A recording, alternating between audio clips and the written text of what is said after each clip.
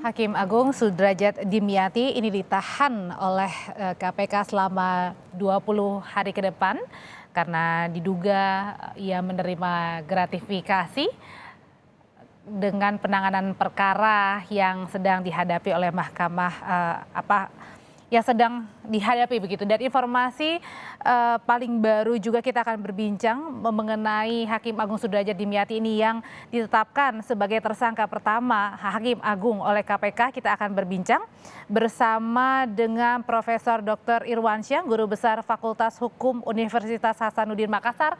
Selamat petang, Prof. Ya, selamat petang, Mbak.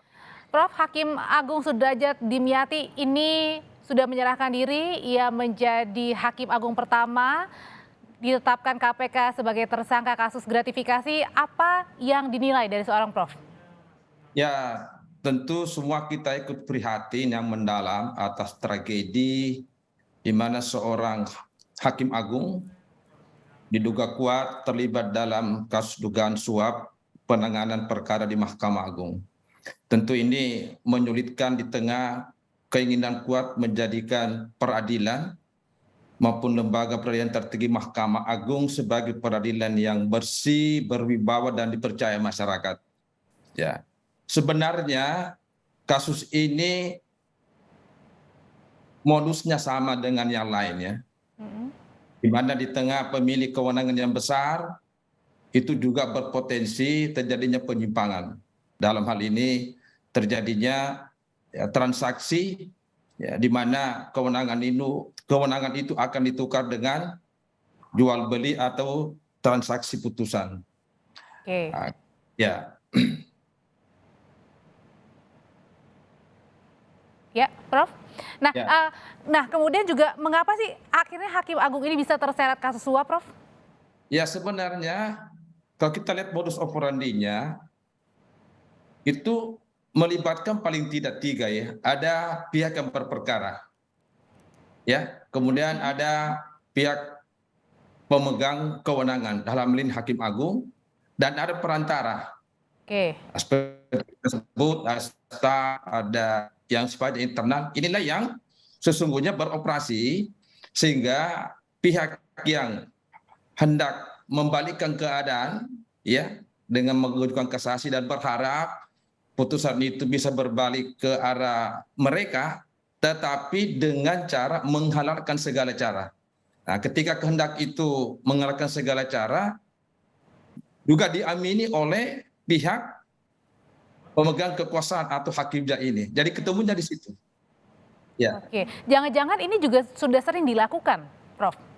Ya, kalau kita lihat kejadiannya ini pertama, pihak peradilan yang lebih di bawah ini sudah sering terjadi. Dan selalu ada keterlibatan pihak internal. Ya, misalnya katakanlah staf dan panitera. Mestinya ini sudah menjadi warning bagi pimpinan bagaimana membuat sistem pengawasan, bagaimana mencegah timbulnya kejadian ini kemudian. Ya, itu situ problemnya sebenarnya. Jadi pihak Mahkamah Agung harus menjadikan ini sebagai momentum pertama, ya tentu berbenah ya.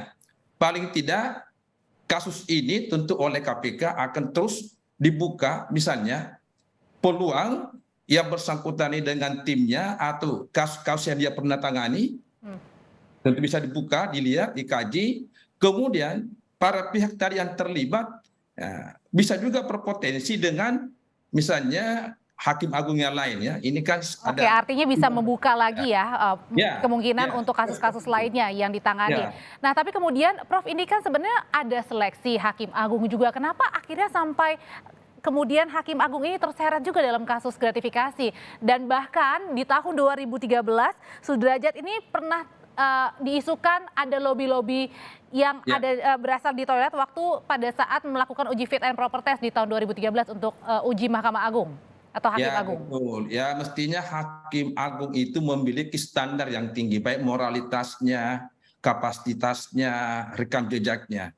Tentu menjadi problem dan menjadi tanda tanya besar ketika ini didoloskan, padahal di tengah kuat terjadi misalnya ada cacat dari segi etika dan moral. Ya, mestinya itu dipersoalkan dan mungkin dipertimbangkan ya. Berarti salahnya, kelirunya mungkin bisa saja dari awal, Prof, Ya, ketika ini pemilik. mestinya ketika dari awal ada kekeliruan, ya tentu ini berpotensi terjadi pelanggaran karena pelanggaran etik dari awal itu berpotensi terjadi juga pelanggaran etik dan pelanggaran hukum dan Meskipun waktu itu ternyata diputus betul tidak terjadi. bersalah ya, Prof ya? Ya, dan betul terjadi ya. Ya. Oke.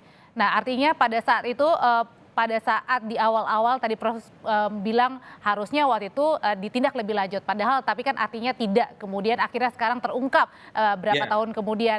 Nah, bagaimana dengan pengawasan internal yang dilakukan juga di Mahkamah Agung? Ya, sebenarnya saya kira Mahkamah Agung sudah terus berbenah, SOP terus dikembangkan, pengawasan internal, pengawasan eksternal dan sebagainya. Bagi saya ada hal yang menarik, tentu ke depan tidak hanya semata dari sisi norma saja, dari segi kaidah, tetapi mungkin yang pertama adalah bisa juga dikaitkan dengan bagaimana beban perkara, ya.